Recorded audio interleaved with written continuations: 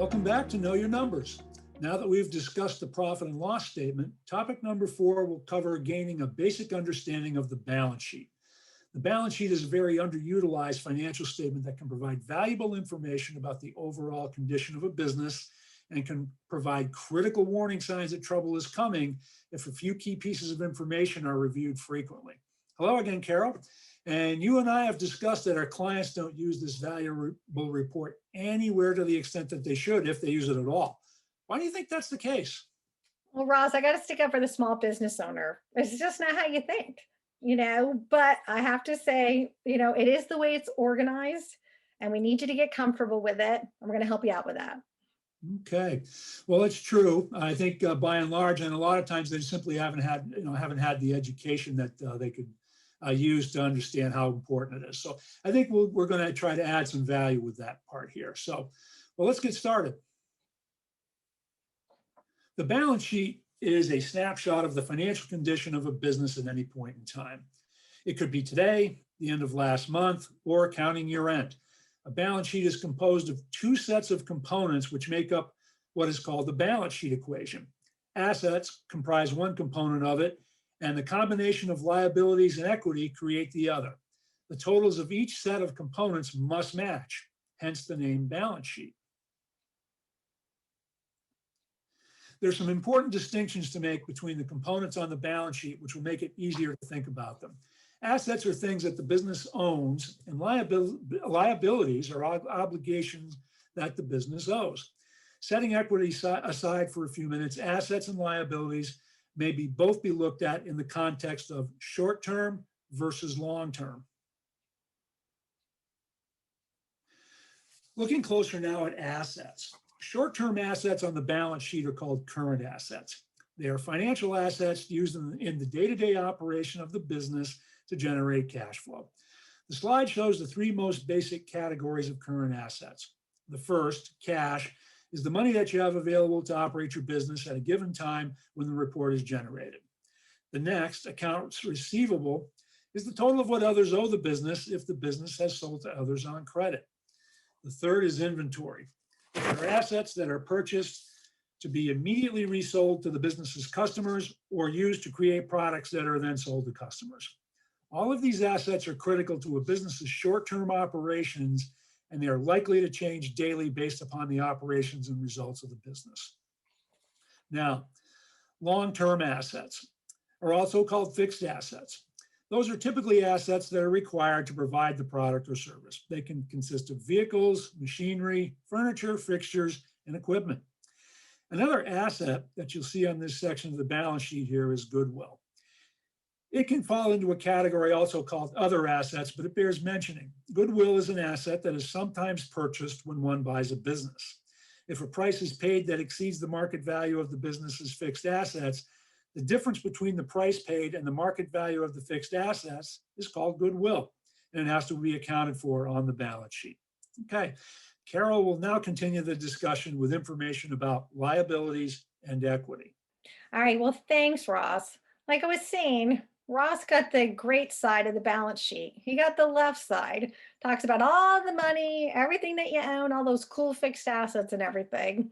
And I got the right side, and that's okay. So the first component that I'd like to talk about on the right side of the balance sheet are the liabilities. They're broken down into two different sections. We have the short-term liabilities and the long-term liabilities. So current liabilities, what are they? They are made up of bills due to vendors or suppliers, when you go to purchase goods or services. So other items that could be listed under current liabilities are, and I rarely see these, but I'd love to see this in this section, Ross. This would be ideal, right? So it's ideal. All right, sales tax payable, payroll taxes payable, income taxes payable, short term, remember, within 30 days. Interest payable, that's the interest part of loans. Bank account overdrafts that are due. Let's see, accrued expenses, but that's getting a little crazy, so let's not worry about that. But one thing that I'd like to point out here that sometimes can be missing is customer deposits. Kind of a really wacky thought. Why would it be a short-term liability? But just trust me, it should go here, okay? All right. The second section is the long-term liabilities, right? These are generally the loans that need to be repaid. Only the balance is reflected here. The interest payable is listed under current liabilities, remember? But honestly, when it comes to small business owners, I've only ever seen the balance of the loans here. So it's okay. I've rarely seen the interest expense broken down by 30 days. It happens. However, it is a true amount that is due. And the more detail we have here, the more we understand our obligations. All right, let's go to this next really cool slide, which is about equity. So what is equity? Oh, it's so misunderstood. And it's probably because you can't really see it. So for current liability, you would see a stack of bills, right? For a loan, you would see the loan documents. At least you would see something. You'd have something tangible to hold on to. Well, for equity, it's not tangible. You can't see it, but it is the value of the company. And it has a few parts of it. So I chose to look at just if you were an owner of your sole proprietor or an LLC. And I just wanted to show you, talk a little bit about examples of its composition. All right, it's money. So first of all, let's talk about here. If we look at the slide underneath the equity section, we have the owner's investment. What is that? That is money the owner puts into the company. Could be for startup. It could be to cover bills. Could be anything. So the next one is owners pay in personal expenses. This is money that the owner takes out of the company. Wait, what? You've seen what, Carol, it doesn't go on my profit and loss? No, it doesn't. It's actually here. And I have seen people say, why don't I have any cash? If you ran a report just on the owner's pay and personal expenses, well, you'd be amazed at how much money you're taking out. But or not, I hope you are too, because you should be. This is where we go, all right? And then there's retained earnings. This is a cumulative number that is the accumulation of all the profits and losses over the time of the company since it's been open, okay? And then we have the last part, which is net income, and that is for the current year to date. I caution, so just a, you may run this report in your accounting software and you may not see net income because typically it's one number that comes over on December 31st or at your fiscal year end, if it's other than December 31st. So it may not be populated. And as soon as the year is ended, it goes right up to retained earnings. So it's something that kind of pops up and then disappears, but it is a component of the equity section. So I thought it might be kind of fun to say, what is equity? So here's an example. Let's say you purchase a car and it costs $50,000. So if we look at the right side of the balance sheet, we would have, or the left side, sorry, the asset value would be 50,000. The loan is 35,000. And then the equity would be 15,000. All right. It's the difference. And it's usually the down payment. Okay. Jokingly, when I give this example, I always say, if you were to look at a car, and if you look at a car each year, your equity grows a little more as you pay down the debt. So imagine when you first bought the car, you own it from the front of the bumper to the windshield. And as you continue to make payments each month, it continues down. You start to grow all the way, you start to own a little bit more all the way down to the end of the bumper. The asset doesn't change, the vehicle's still there, but invisibly you own more of it. Okay, so, all right, just a different way of looking at it. Okay, so now that we know the components of the balance sheet, how do we analyze it? What's the best way to look at it?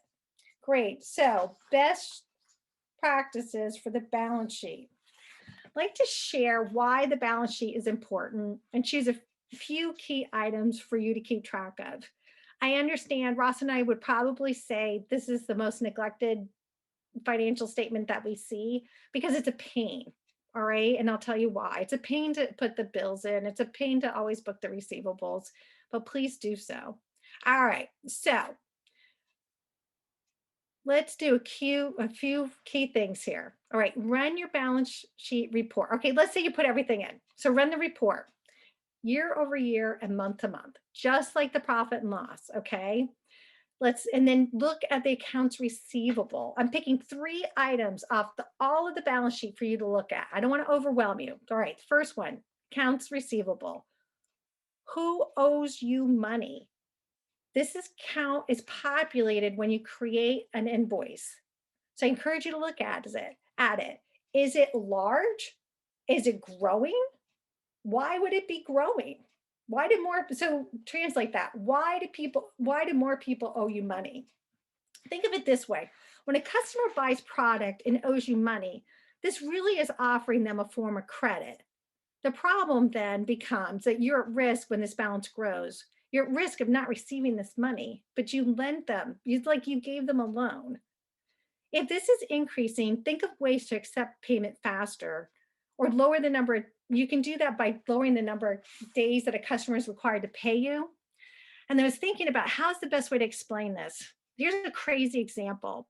Amazon, they have a negative accounts receivable balance. Is that achievable? Yeah. Why? Because their customers place their order, they pay for it, and then the customer waits for that product to be delivered. If you have a choice, be like Amazon. Have a negative accounts receivable. 0 here is good. Okay, that's your goal. Accounts payable, what you owe. This is component number 2 I want you to look at. Remember, month to month and year to year. All right. So this account is populated when you create a bill. Again, look at it. Is it going up? Is it going down? A good practice here is to pay your bills as close to their due date as possible. Yep. Remember I told you that with receivables, you're offering credit? Well, when you pay, it's like getting credit. So, I mean, be reasonable, but pay as close as you can to the due date. So what does this mean if it's increasing? Well, it means the company is purchasing more items, but it's having a hard time paying it down. What does it mean if it's decreasing? It may mean that the company is paying its debts faster, but that also drains cash flow. Confusing, right? I'm giving you like 2 different components here to look at. So what do I want you to do? Bottom line, it needs to be managed. From my experience, contractors are the best managers of payables and receivables. And I'll share with you what they do. They will not pay a bill until they receive their payment first. They understand that the fastest way to go out of business is to pay vendors before getting their money. And it might be a little blunt when I say that, but honestly, when cash flow is tight, as a small business owner, it's the definition of small business owner, I think, is that cash flow is tight. That's the best way to manage it. All right, third component I want you to look at, inventory. I'm going to really oversimplify this, but inventory is raw materials and finished goods waiting to be sold. Take the time to put this into your accounting records. It is invaluable information. If you were to look at the trends of what is happening here, you may see the inventory balance growing. This might indicate that you have excess inventory. And just on a little side note, perhaps you need to have a sale to get rid of it quickly. This will give you quick cash. Okay, something to think about. Please check in with your business advisor if you have one, or get one so you can help learn how to manage this. So in summary, how do I wrap this up?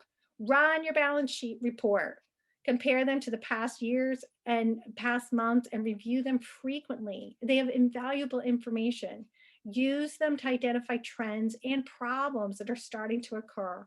This way you can, you respond to them quickly, and you don't have to worry about it if it becomes a huge problem, because if you ran them sooner rather than later, the problems would be identified.